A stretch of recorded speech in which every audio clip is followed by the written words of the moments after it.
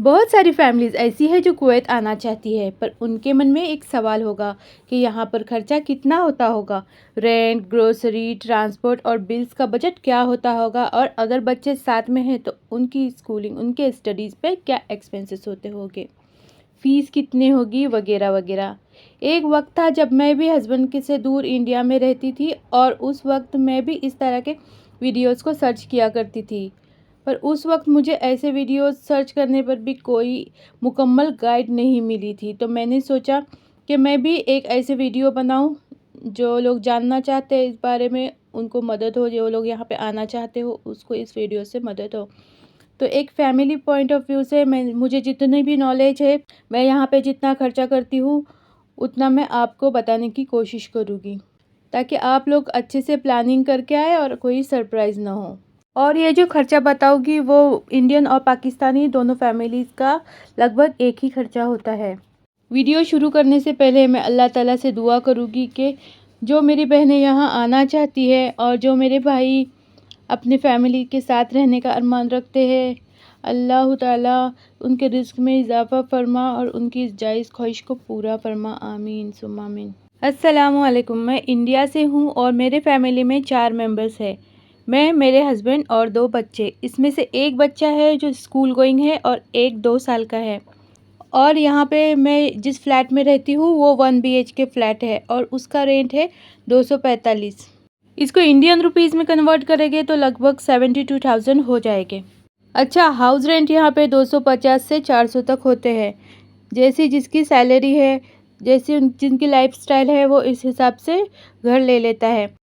Building और area के हिसाब से रेंट कम या ज़्यादा हो सकता है। जैसे अगर हम पुरानी बिल्डिंग में रह रहे हैं तो वहाँ पे फ्लैट थोड़े बड़े बड़े मिलते हैं और उसका रेंट भी थोड़ा सा कम होता है। पर वहाँ पे प्रॉब्लम ये है कि AC हमें हमारी लगानी पड़ती है और उसका बिल भी आएगा आपको, जैसे आप लाइट यूज़ करेंगे। और यहाँ पे गर्मी बहुत ज़्यादा होती है तो AC बहुत ज़्यादा यूज़ होती है, तो आपको बिल अपना अलग से पे करना होगा। जिस फ्लैट में मैं रह रही हूँ उसके अंदर सेंट्रल AC है और बिल भी जो 245 है उसमें ही इंक्लूड है।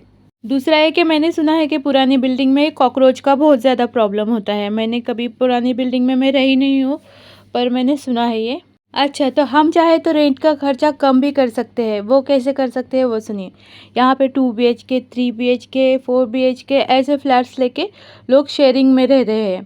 जैसे अगर 3 या 4 BHK है यहाँ पर और 4 फैमिली उसके अंदर रह रहे हैं, 400 KD अगर रेंट है तो हर एक पे 100 KD आता है। फिर उनको किचन शेयर करना पड़ता है। बेडरूम तो सबके अलग अलग होते हैं, लिविंग रूम एक ही होता है और शेयर करना पड़ता है। शेयरिंग में रहने में यार बहुत ज़्यादा प्रॉब्लम होती होगी, लेकिन फिर भी लोग रहते हैं। जिनको अपनी फैमिली के साथ रहना है वो एडजस्ट कर लेते हैं।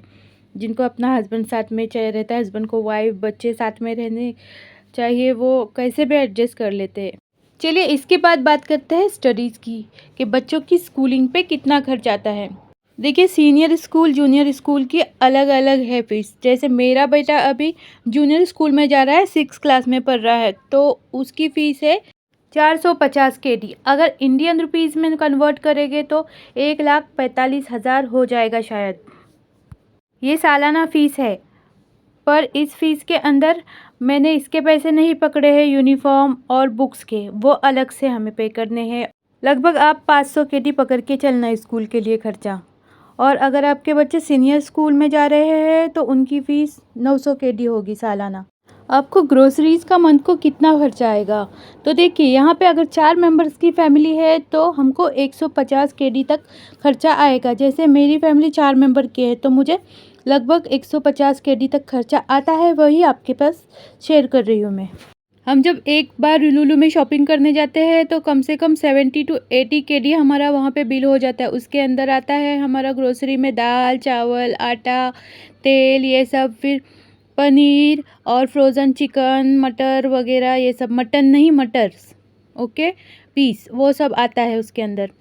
फिर जब फ्रेश मटन चिकन हमको और फ़िश वगैरह लानी होती है अलग से तो उसका खर्चा अलग होता है। वो 100 KDs मेरे पास मेरे हस्बैंड देख के रखते हैं, पूरे ख़त्म हो जाते हैं मेरे। फ्रूट्स और वेजिटेबल ऐसी चीज़ें हैं जो सिर्फ 1 वीक ही चलती है, तो हम लोग जो ग्रोसरी के टाइम थोड़ा बहुत उसके अंदर ख़रीद के लाते हैं फ्रूट वेजिटेबल, तो उसके बाद हमको 3 हफ्ते के लिए अलग से पैसे निकालने होते हैं। जो कि एक हफ्ते के लिए 10 केडी का हिसाब मैं आपको बता रही हूँ। तो 30 केडी तक हमको, और चिकन मटन के लिए 20, देखो 50 केडी तो यहाँ पे ही ख़त्म हो गया। और बाकी जो उसके बाद दूध वगैरह ये भी डेली आने वाली ही चीज़ें हैं, वो तो महीने का नहीं भर कर रख सकते ना, तो उसके लिए भी आहिस्ता आहिस्ता करके वो 100 केडी ख़त्म होते हैं, जो कि हस्बैंड खर्चे के लिए मेरे पास देते हैं। तो आप लोग 150 केडी का खर्चा पकड़ो, फिर आपके ऊपर है आपकी फैमिली में कितने मेंबर्स है, आपका लाइफस्टाइल क्या है, आप खर्चा कैसे करते हो कैसे नहीं, क्या खाते हो, कितने बार बाहर होटल में खाते हो मंथ में, उसके ऊपर डिपेंड करता है। अगर हम लोग मंथ में एक बार भी होटल में बाहर जाए तो 15 केडी तक हमारे पास होना चाहिए, अगर फैमिली को लेके जाते हैं तो। ठीक है, सस्ता से सस्ता खाना खाएंगे तो 10 केडी में भी हो जाएगा। अब कपड़ों की बात करूँ तो कपड़े यहाँ पे बहुत ज़्यादा एक्सपेंसिव है। जो कुर्ता शलवार लेडीज़ पहनती है वो यहाँ पे 2,500 का मिलता है, जो अपने यहाँ पे इंडिया में 500 रुपये का मिलेगा वो यहाँ 2,500 का मिलता है। तो बहुत सारी फैमिलीज़ इंडिया से आते वक्त साल भर के कपड़े ले आते हैं, फिर भी यहाँ पे शॉपिंग करनी ही पड़ती है कपड़ों की, और उसका खर्चा अब देखो जैसे आपकी लाइफस्टाइल है वैसे खर्चे हैं। ब्रांडेड अगर कपड़े पहनोगे तो उसके खर्चे डबल आएंगे, जितने का मैंने ड्रेस बताया उससे दुगना खर्चा आएगा। तो आपके ऊपर है आप कैसे खर्च करते हो। मेरा तो ऐसा है कि मुझे बस मेरे हस्बैंड के साथ रहना है, कम से कम खर्चा करके, बस मुझे सादी सी ज़िंदगी गुजारनी है और खुशी से रहना है बस। अगर आप भी मेरी तरह हो तो आपको लगभग यही खर्चा आने वाला है। चलिए अब लेडीज़ आपको सैलून के बारे में बताती हूँ। आप एक सादी से आईब्रो अगर करके आएंगे तो उसके लिए 1 केडी लगेगा। इंडियन रुपीज़ में अगर कन्वर्ट करेंगे तो 280। इंडिया में 30 से 50 रुपीज़ तक होते हो गए आईब्रोज, है ना। अगर फुल बॉडी वैक्स करवानी है तो उसके 3 केडी। तो ये सब यहाँ पे बहुत ज़्यादा एक्सपेंसिव है। अच्छा, मैंने ना अपना कंप्लीट होम टूर दिया है, जिसके अंदर यहाँ पे क्या क्या फ्लैट में फैसिलिटीज़ वगैरह होती है वो सारी मैंने उसके अंदर बताई है आप लोगों को डिटेल में। तो सब लोग बहुत पसंद कर रहे हैं उस वीडियो को। आप भी जाकर देखिए, अगर आपने देखी नहीं है तो आपको भी आइडिया मिलेगा। और कमेंट करिए मुझे, आपको जितना मुझे याद आया मैंने उतना इस वीडियो में आप लोगों को बताया है। अगर आप लोगों के मन में और भी कोई सवाल है, या मैं वीडियो में कुछ भूल गई हूँ, या मैंने कुछ गलत बोला है, तो मुझे कमेंट करिए। मैं यूट्यूब पे नई हूँ और आपके सपोर्ट की बहुत ज़रूरत है, प्लीज़ सब्सक्राइब करके जाना। तो मिलती हूँ नेक्स्ट वीडियो में, तब तक के लिए अल्लाह हाफिज़। एडवांस में रमज़ान मुबारक।